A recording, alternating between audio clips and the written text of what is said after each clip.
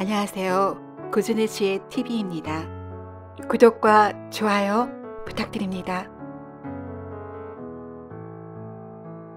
조선 숙정임금 시대 어느 양반과 사랑채의 노 부부가 하늘이 꺼질 듯 걱정스러운 목소리로 말을 한다. 여보, 이 일을 어떻게 하면 좋지요? 에휴, 난 부끄러워서 원 뭐라 말을 하겠어. 한두 번 이뤄야지. 어디 낯을 들고 다닐 수 있겠소. 일단 입막음이라도 하게 몇 냥 챙겨보내시오 그려. 하루가 멀다 하고 사고를 치고 다니는 그나들의 행실 때문에 보상을 요구하는 사람들로 오늘도 문전성시를 이루니 노 부부는 하루도 마음 편한 날이 없었다. 이 노 부부는 안동에서도 문벌있고 재물이 풍족하여 행색게 나은다는 건진사 내에다. 슬아의 아들 삼형제를 두었는데 유독 큰아들이 부모 속을 썩이는 것이다. 어려서 영특한 모습을 보이니 한껏 기대하며 잘 성장하기를 바랐는데 큰아들은 나이가 들수록 점점 부모의 바람과는 멀어지는 모습으로 장성하였다. 나이 20에 이르니 성격이 호방하고 기계가 남달라 책상 앞에 앉아있기보다는 들로 산으로 말 타고 활쏘러 다니기에 여념이 없었다. 이만하면 그러려니 했지만 화를 들었다 하면 남의 집 가축을 상하게 하고 여흥을 좋아하니 노류 장화들과 어울려 날이 새는 줄 모르는 것이다. 아무리 따끔하게 혼을 내어도 그때뿐이라 이제는 권진사도 가문의 누만 안 되었으면 하는 마음뿐이었다. 이름난 양반과 큰아들의 행실이 이러하니 마을과 인근까지 소문이 퍼져 사람이 영 못 쓰겠다, 자식을 어찌 저리 두는지 하는 말들이 권진사의 귀에까지 들리니 부잣지간에는 마지못해 한 집에서 지내기는 하나 거의 의절하다시피 했다. 에휴, 아들 하나 없는 셈 치지 어찌하겠소. 남은 두 아들이 남아 잘 커주니 고마울 뿐이요. 다음 날 이른 아침부터 권진사는 얼마 뒤 한양에서 열릴 과거 시험을 치르러 길을 떠나는 둘째와 셋째 아들의 행장을 살피며 급제의 염원을 담아 아들들을 배웅하였다. 이때 먼 발치에서 어디선가 밤을 지새우고 들어오던 큰아들 권준이 두 아들을 살뜰히 챙기는 부자지간의 모습을 바라보고 있었다. 아버지와 아우들의 훈훈한 모습에 아버지의 따뜻한 눈길을 받아본 지가 언제였었나. 기억을 더듬던 권주는 속으로 한숨이 절로 나왔다. 두 아우들이 과거 길을 나서는구먼. 에휴, 이럴 줄 알았으면 책이라도 좀 볼 것을. 아버지 말씀을 따르는 건데 이젠 늦었지 뭐. 이리 후회하는 마음도 들었으나 마음 한편에는 자신에게 실망하여 책망하시는 아버지 권진사의 모습이 떠올랐다.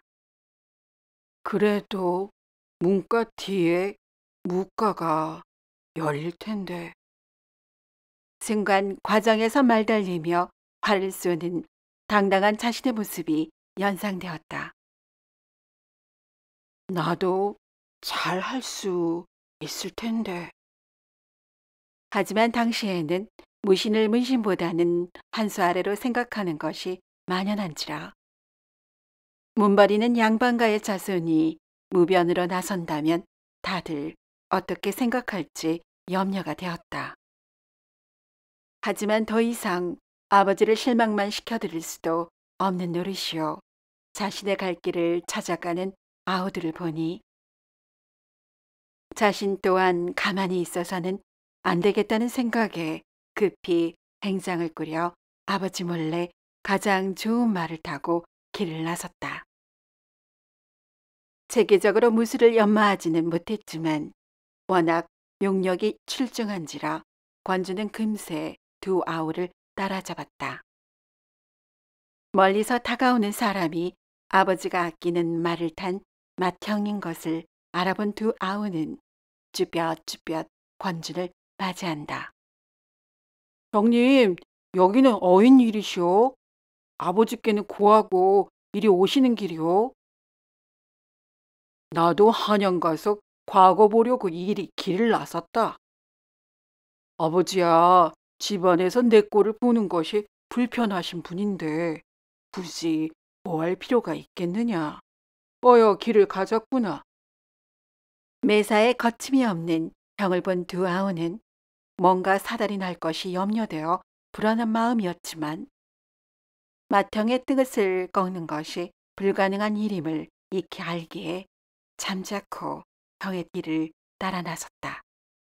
말이 형제였지 워낙 얼굴 보기가 힘든 맏형이라 아우들은 형과 함께 과거기를 동반하는 것이 낯설었다.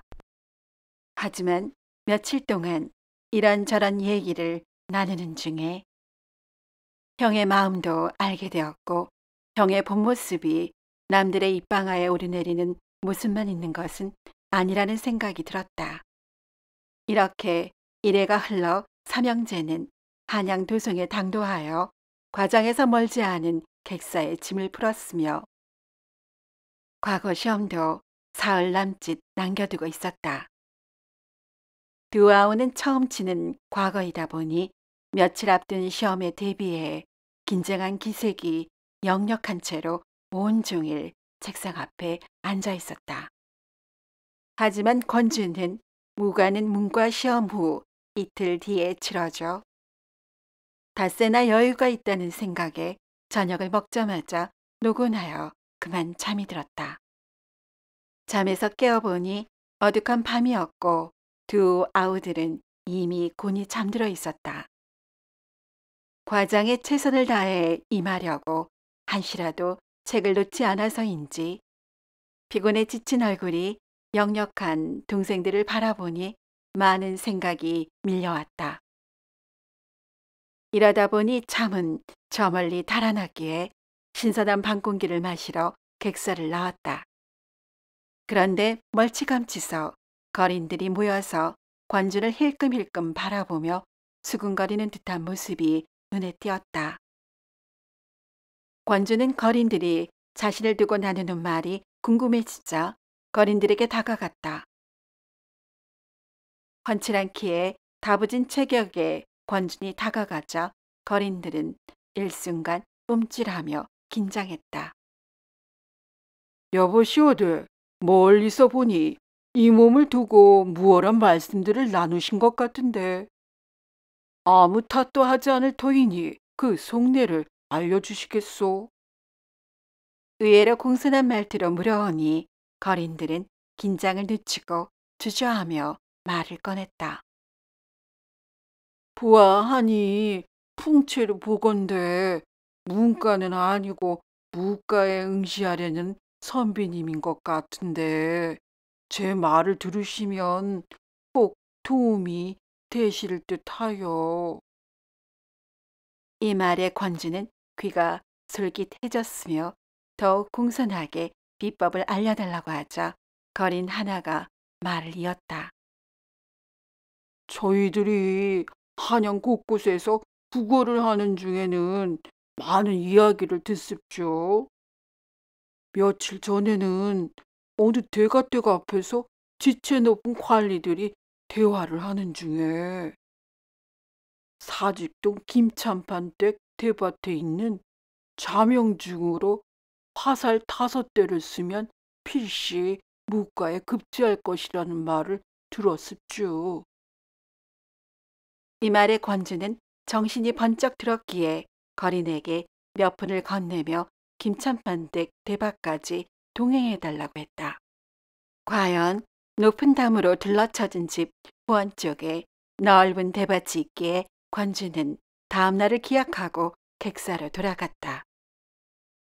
객사로 돌아온 권주는 대밭의 자명죽이 자신의 악기를 열어질지도 모른다는 생각이 들기도 했으나 남의 집 대밭이라 마음이 갈팡질팡 하였다.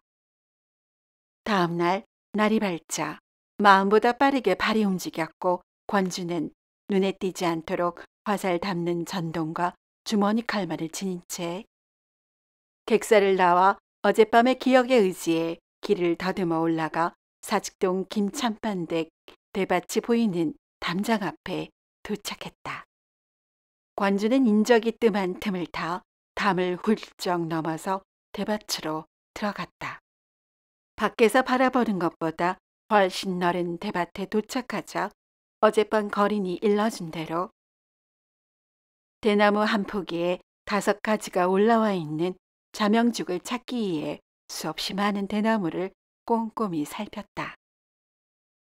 날카로운 댄잎에 무수히 긁히면서 고생한 끝에 자명죽 한 포기를 찾았고 그 기쁨은 뭐라 말로 형언할 수가 없었다. 그 자리에서 적당한 크기로 잘라 5대의 화살을 만들어 전동 안에 집어넣었다. 뭔가 모를 뿌듯한 마음에 권주는 자리에서 일어나자 이미 해는 지고 밤이 점점 깊어지기 시작했다. 들어왔던 길을 찾아 다시 담을 넘으려는 차에 다른 편에서 인기척이 들리자 예사롭지 않은 사람의 형체가 눈에 들어와 급히 몸을 숨겼다. 언뜻 보아도 기골이 장대한 사내가 가볍게 담을 뛰어들어와 대밭 사이로 들어가는 것이다.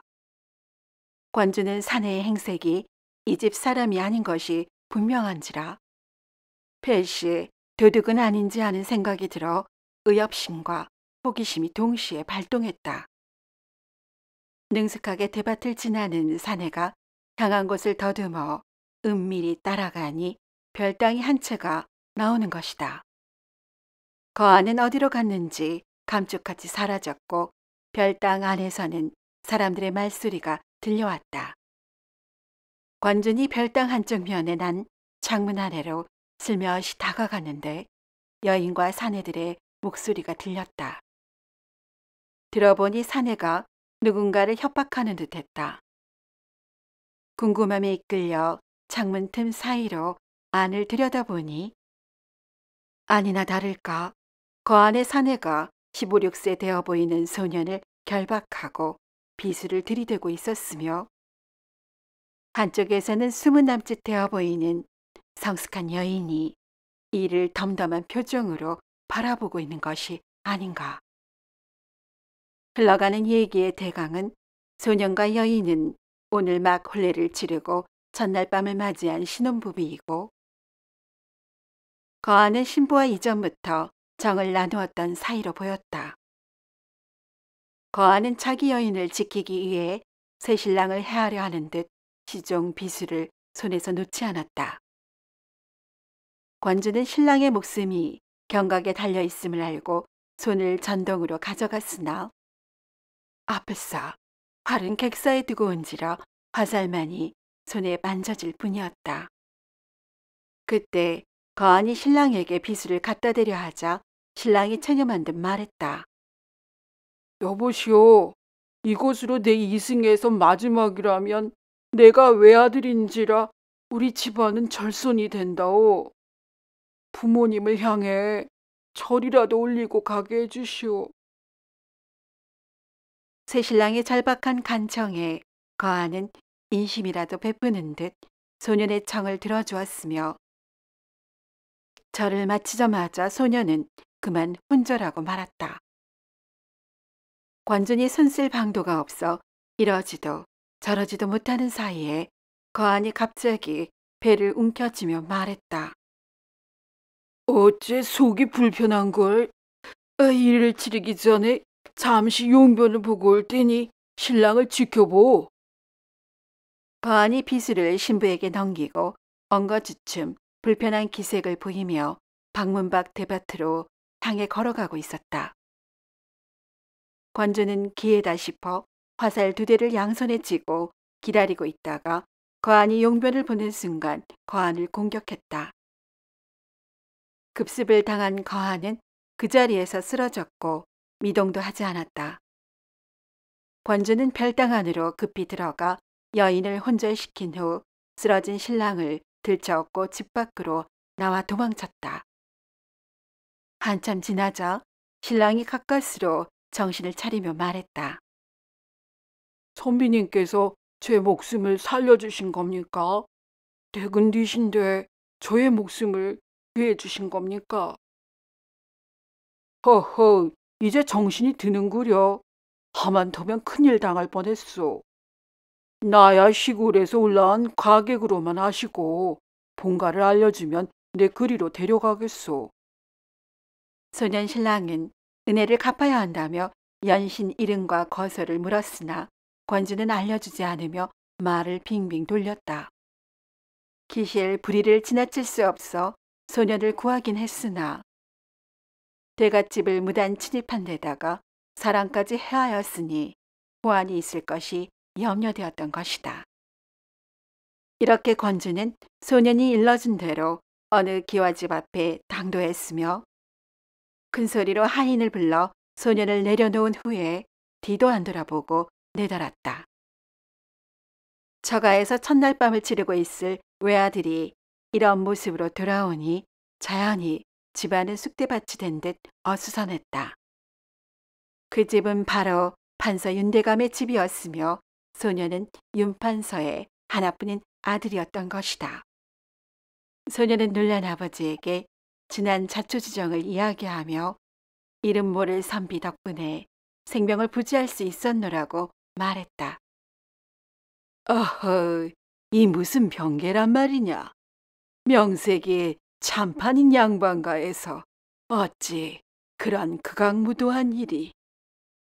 그나저나 그 은인의 성명이나 거소는 정녕 모른단 말이냐.